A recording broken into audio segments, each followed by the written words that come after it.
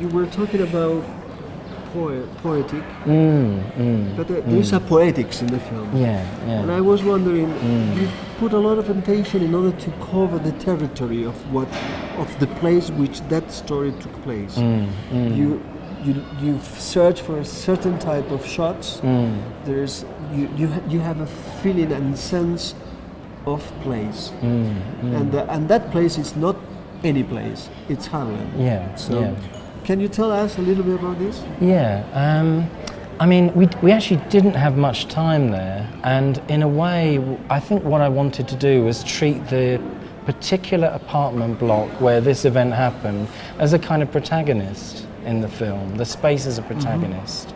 So, our exploration was the lobby, the verticality of the different floors, and the roof, and really, I was prepared to make this film in the absence of Antoine and really work with the space itself as a driver.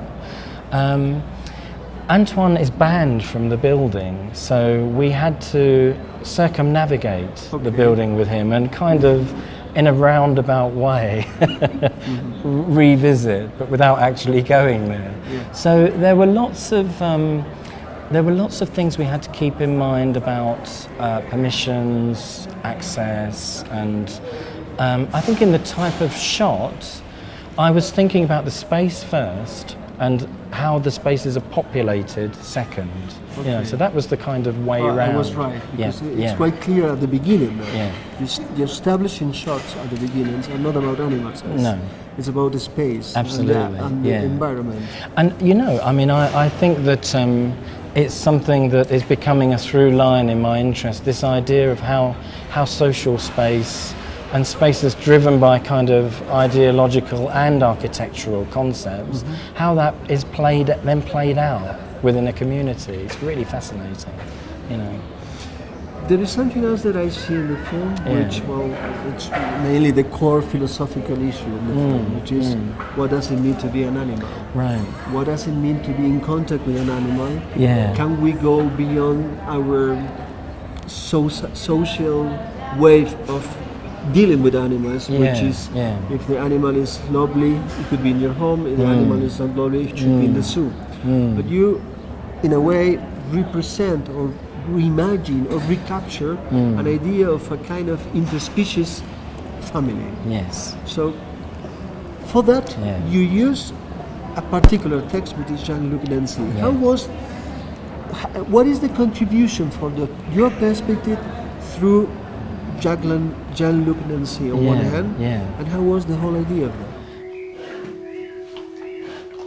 Sawing jaws, bony frame, violent game. Long indolent torpor, skin deep sleep, and sudden awakening. Right, I mean, first of all, I'm really interested in our relationship to other species, maybe rather than animals, because of course we contribute to that, and as you and I know extremely well, we've got this we hold this sense of animality, but I believe we live in an era where we're mourning the loss of the animal. I really do. Almost as if we now anticipate the end relative to animals, and there is this kind of poignant relationship to their presence, whereby rather than being, in a certain sense, in proximity to them, we're in the end game. We're mourning their loss. And I think the film draws in that idea, and that is partly due to, the kind of violence that we've projected towards other species. The species have become specimens rather than species, and the kind of desire that, especially in the States, people have towards their ownership and companionship of big cats does border on a kind of perversity, whereby, the majority of the world's tigers are in a compound at the back of the house. And this idea of trying to tame and train the great predators is an extraordinary business, I drew Nancy into that because I mean, one of the things about the great animals is that in the naming of animals, we, in a certain sense, we create our distance with them. Mm-hmm. But also, it holds this fascination, you know, somehow. And I like your idea very much that, you know, in drawing in the animal into a domestic context, building a kind of place for it to, shall we say, territorialize, mm-hmm. you know, territorializing the set. You get a chance to sort of witness its I suppose its authenticity mm-hmm. as a creature, but also this world of perversity within which we all reside in a certain sense, mm-hmm. i.e. the built environment. As if called by a bugle, a signal, an alarm, a cry, a scent, a rustle, a breeze. An insect or snake?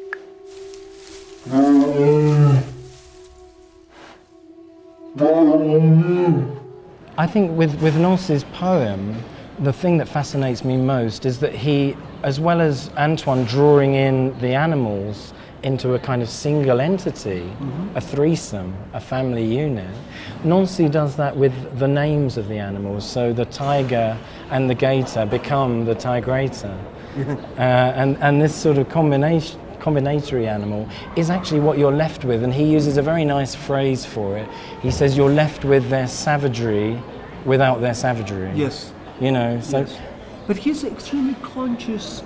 It seems to me that he's extremely conscious in terms of biology. Like he knows something, like he can understand that the difference between the behavior of those species. Yes. One thing is a tiger, one thing is a crocodile. Yes. And there is a difference even in terms of brain.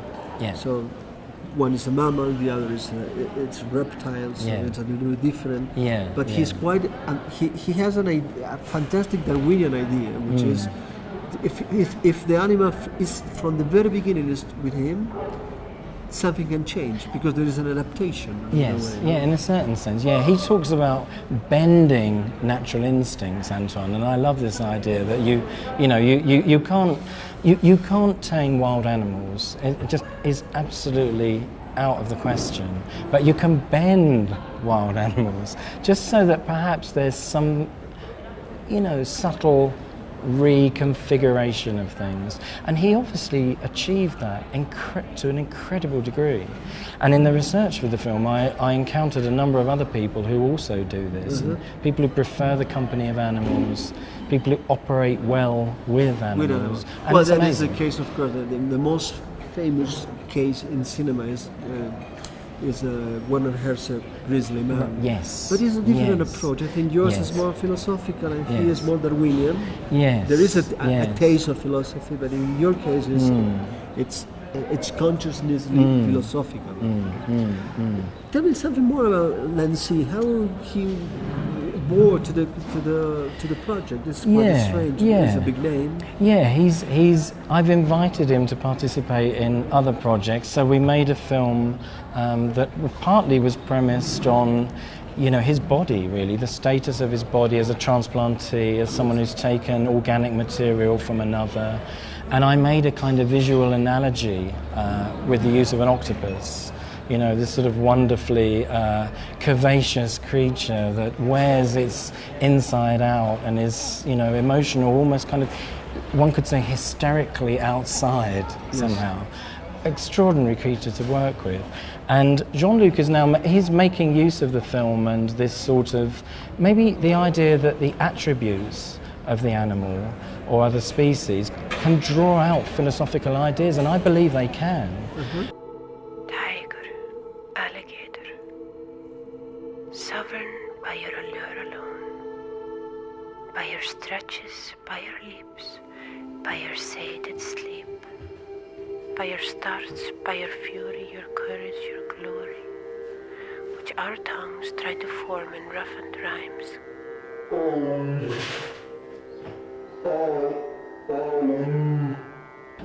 So I put to him this sort of proposition of this potentially violent family, but isolated, neither up nor down, somewhere lost in the middle in an air-conditioned zone. And this was his response, really, and I didn't kind of try to predetermine that. I didn't say it needs to be poetry. I think he responded to Derrida's assertion, perhaps, that if we're going to talk and think on the animal, we can't use any knowledge because we simply don't have any. There's such a lack. So we need the resources that poetic intervention offer. It seems to me that in the way that you organize the staging, somehow you, without knowing or not, I don't know, you have in a way realized that the tiger can be moving around in a kind of human space, but not the crocodile. The crocodile, it seems to be reproduce something which is not a house or is different. And at the same time, the type of shots that you use for both animals are completely different one from the other. How was, because that is a poetic decision. I think it's a decision partly premised on circumstance. The setups were quite different. With the alligator, the set was one room. She, actually, Brianna, her name was, she wasn't so keen on moving. She was quite happy to sit in some mulch and do nothing, listen to water, this sort of thing. They're not as dynamic in their movement. Whereas the tiger, it was an enormously elaborate set in many respects, and trying to second guess where the tiger might go, what it might do, will it ignore us, will it come towards, this kind of thing. But with the tiger set, we also loaded up the space with bits of horse meat everywhere. It was like, little bit of encouragement here, bit of encouragement there. And actually, it might sound a little bit far-fetched, but it's almost as if the Rahiv, the tiger, knew what we wanted performance-wise. It was perfect. Every kind of positioning, every sort of, as you say, there's a kind of routine of repetition. There's a sort of pacing and a posturing and a positioning and a marking. But he worked with us throughout. It was quite remarkable how in tune he was with our demands, But very, very good actor, very good actor. Superb, actually. But I think the fact that the two of them were very different, the alligator's much more in close-up, it's much more abstracted, and I think that it's less about the space and more about the kind of space of this extraordinary skin, really. Whereas with the tiger, it was much more about this sort of dynamic relationship to building a territory, Alligators do that very differently. They tend to just wallow in some water and they emit a hormone that essentially, takes the territory out from them, as it were, rather than it being about the movement in that space. But that is fantastic because it has been extremely well translated in the staging of the film. The mise en scène is absolutely in balance, and there is a kind of fusion between the animal's behavior and the camera behavior. Absolutely. Well, one of my great interests is in the beginnings, the origins of cinema, and the idea of the kind of electric screen, the kind of puissance of animality connected to the motorization of the image, and drawing in all of that really rather sort of lovely unconscious ideas around phantasmagoria, for example, figments of the imagination.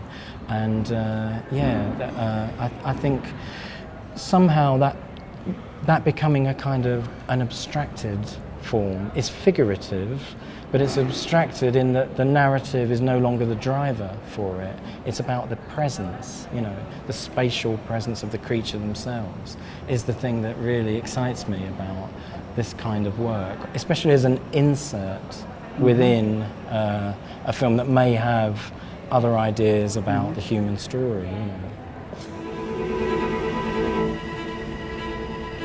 What makes me strong and want to go on is the simple fact of I know what the feeling is and I want to get it again. but I want to get it on a better level now. I want to be able to walk through these big gates, this beautiful oasis, this garden, and you have lions, tigers, zebras, lambs, monkeys, beautiful exotic birds, and people laughter, you know what I mean? So that can compare to being on that tall building with the stars. That's one of the moments I want to capture. So that makes me want to get up and go every day, man.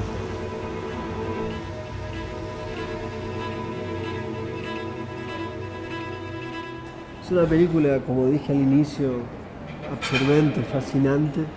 Una película que de algún modo descentra al espectador en su condición de sujeto lingüístico y lo pone en una situación de animal que tiene al alma y que eso lo diferencia. Pero la película es absolutamente genial. Así que no se la pierdan, va a estar en el Bafisi, Ming of Harlem, una película sorprendente, extraña, singular, como la propia piel de un cocodrilo.